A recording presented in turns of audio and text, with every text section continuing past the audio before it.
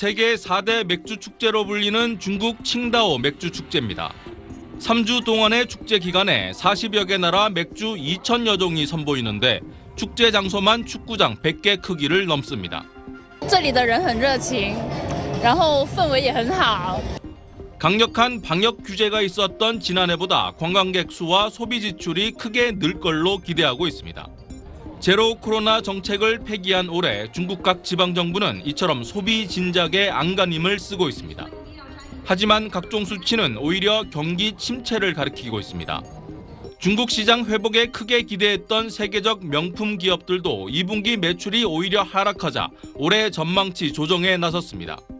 7월 중국 소비자 물가지수는 전년 대비 0.3% 하락하면서 2021년 2월 이후 처음으로 물가 하락, 디플레이션 국면에 진입했습니다.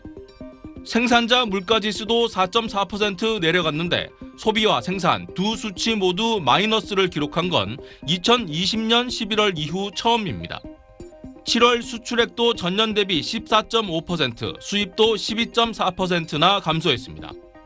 인플레이션과 싸우고 있는 다른 주요 경제권과 달리 중국만 반대로 물가 하락, 디플레이션 우려에 직면한 상황입니다.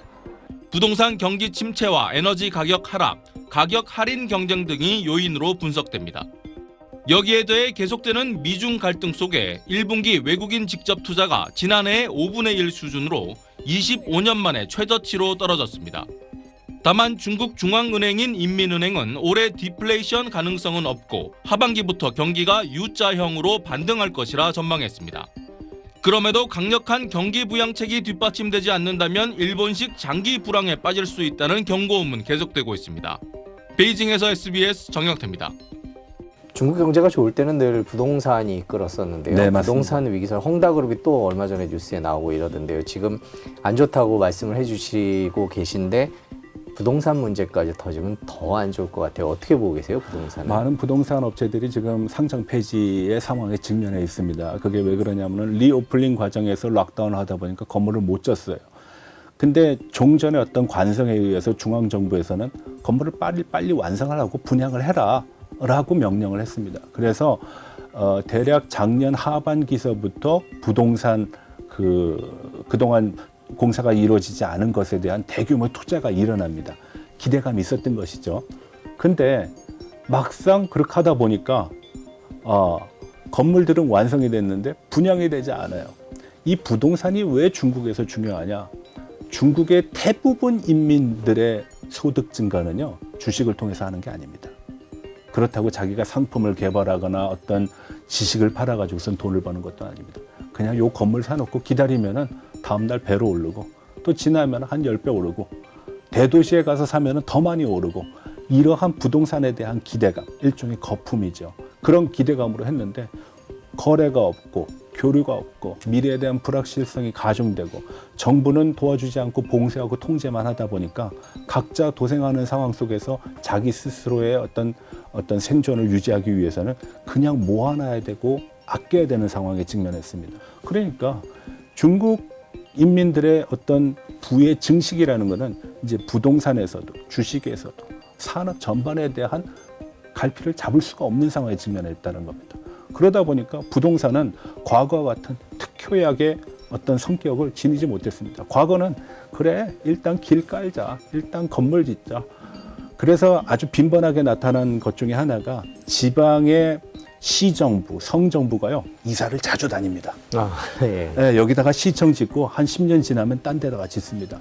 그럴 때 부자가 되는 사람들은 대부분 공산당원, 시정부 관계자들.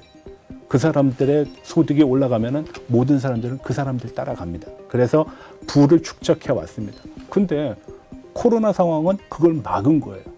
그러다 보니까 부동산이 지금 형편없습니다. 아마 제 생각에는 부동산은 중국 사람들한테는 커다란 뇌관이 될 겁니다. 그렇지만 외국인들한테는 그다지 큰 영향은 없을 겁니다. 왜냐하면 부동산이 중국 인민들의 소득 증대의 가장 중요한 핵심 재료이지만 이것이 대외적으로는 영향력이 투사되지 않는 부분이기 때문에 그렇습니다. 뭐 잘 아시겠지만 부동산에 대해서 지금까지 중국이 취해왔던 정책은 상당히 약발이 많이 먹혔는데 최근 들어서 그 약발이 점점 떨어지고 있고 리오프닝 과정에서는 거의 효과를 보고 있지 못하다. 그리고 그 과정 속에서 오히려 많은 부동산 업체들이 도산을 하거나 상장 폐지를 당하거나 파산하는 그런 경우가 많이 일어난다는 겁니다. 왜? 수요가 없기 때문에 그렇습니다. 그래서 중국 정부가 지속적으로 강조하고 있는 것이 수요 확대입니다. 내순환과 외순환이라는 쌍순환 전략 중에 국내 생산, 국내 소비 촉진이라는 내순환이 중요했는데 코로나는 이 내순환의 뿌리를 거의 다 갉아먹는 그런 현상으로 지금 작용했다는 겁니다. 중국 정부 시진핑 주석도 이런 상황을 알고 있을 텐데요. 뭔가 대책을 내놓을 거다라는 생각도 드는데요. 어떻게 네. 어느 쪽으로 움직일 거라고 전망하세요? 많은 중국 연구자들이 보는 자료 중에 하나가 정치국 그 경제 공작 회의의 자료입니다. 매년 4월, 7월, 10월, 12월 1년에 4번 정도 열리는데요.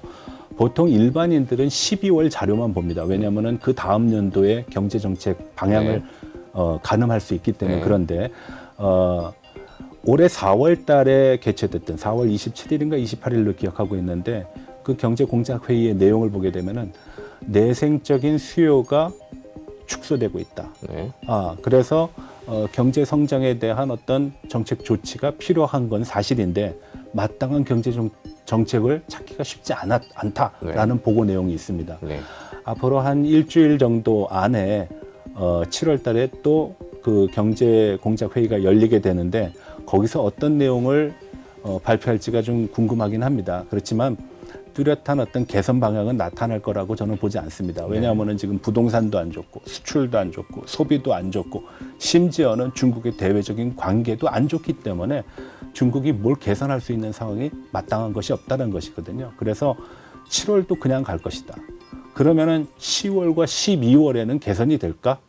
그거 역시도 지금으로서는 미지수라고 볼 수 있겠습니다. 그래서 중국이 대규모 부양 정책을 추진하기 위해서는 상당한 지표들이 일정 부분으로 수렴이 돼야 됩니다. 그러니까 뭐 경제 성장률이 낮게 나타나면 어느 분야에서 낮게 나타난다라는 것이 한두 개가 좀 뚜렷해야 되는데 지금의 지표를 펼쳐놓고 보면 모든 것들이 다 밑으로만 향하고 있지 위로 가는 것이 없습니다.